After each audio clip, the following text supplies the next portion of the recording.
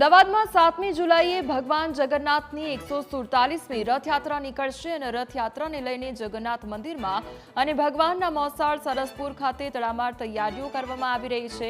રથયાત્રાના દિવસે ભગવાન જગન્નાથજી, બહેન સુભદ્રાજી અને બળભદ્રજી વિશેષ વાઘા ધારણ કરી નગર યાત્રાએ નીકળશે। આ વાઘા બનારસ, વૃંદાવન, મથુરા અને બેંગલુરુથી મંગાવેલ કાપડમાંથી બનાવવામાં આવ્યા છે। જગન્નાથજી માટે ડાયમંડ, જયપુરી મોતી, જરદોશી વર્કથી આભૂષણો અને અવનવા અલંકારો તૈયાર કરવામાં આવ્યા છે।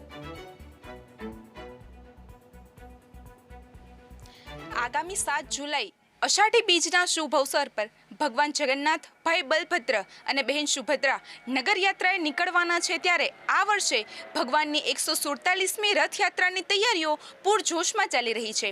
ત્યારે આપણી વચ્ચે ભગવાનના વાઘા બનાવનાર સુનિલભાઈ ઉપસ્થિત છે અને આપણે એમની સાથે વાતચીત કરીશું કે આ વખતે કઈ થીમ પર વાઘા બનાવવામાં આવી રહ્યા છે। જી સુનિલભાઈ, આ વખતે કઈ થીમ પર વાઘા બનાવવામાં આવી રહ્યા છે? જય જગન્નાથ। આપણે જે અખાત્રીજના દિવસે મુહૂર્ત કરતા હોય છે, રથયાત્રાનું જે મુહૂર્ત હોય છે એ રથનું પૂજન હોય છે, વિવિધ પ્રકારના પૂજનો બધા શુભ મુહૂર્તમાં કરતા હોય છે। એમ આપણે પણ મહારાષ્ટ્રની પ્રેરણાથી વિવિધ જગ્યાથી આપણે કાપડના સેમ્પલ મંગાવતા હોય છીએ। બનારસ છે, કલકત્તા છે, હૈદરાબાદ છે, વૃંદાવન છે, ખાસ કરીને મથુરા, વૃંદાવન, એટલે વિવિધ જગ્યાથી આપણે કાપડના સેમ્પલ મંગાવતા હોય છીએ અને એમાં સેમ્પલ પછી મહારાષ્ટ્રથી પાસ કરતા હોય છે।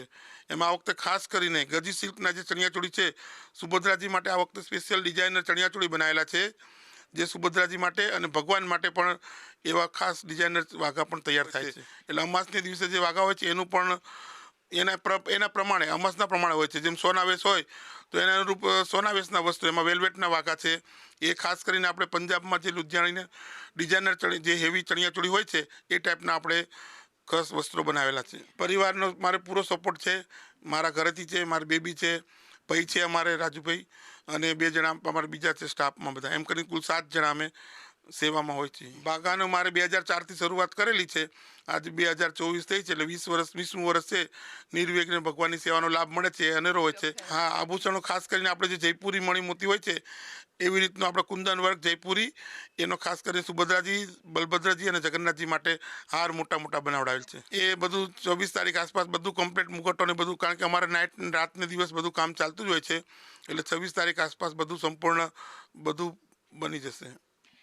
જી બિલકુલ। તો હવે જે છે પૂરજોશમાં તૈયારીઓ ચાલી રહી છે અને જે સુનિલભાઈ છે કે છેલ્લા 20 વર્ષથી ભગવાન જગન્નાથના વાઘા બનાવે છે અને આ વર્ષે પણ તેમને અલગ અલગ થીમ પર ભગવાન જગન્નાથ, ભાઈ બલભદ્ર અને બહેન સુભદ્રાના વાઘા બનાવી રહ્યા છે।